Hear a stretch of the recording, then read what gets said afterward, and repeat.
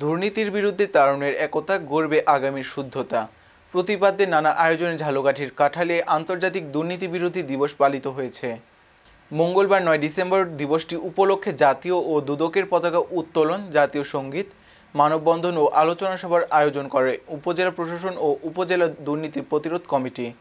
এতে প্রধান অতিথি ছিলেন উপজেলা নির্বাহী অফিসার মকবুল হোসেন, উপজেলা দুর্নীতি প্রতিরোধ কমিটির সভাপতি অধ্যক্ষ আব্দুল হালিমের সভাপতিত্বে অনুষ্ঠানে বিশেষ অতিথি ছিলেন উপজেলা কৃষি অফিসার ফাতেমা ইসলাম।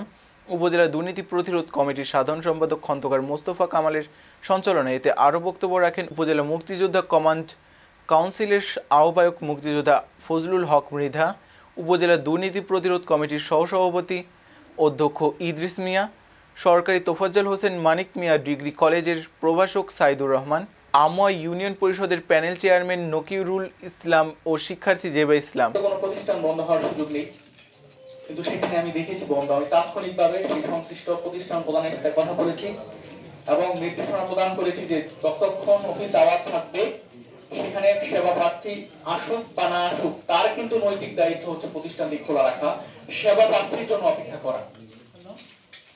এই যে প্রাতিষ্ঠানিক এবং ব্যক্তি পর্যায়ের দুর্নীতি,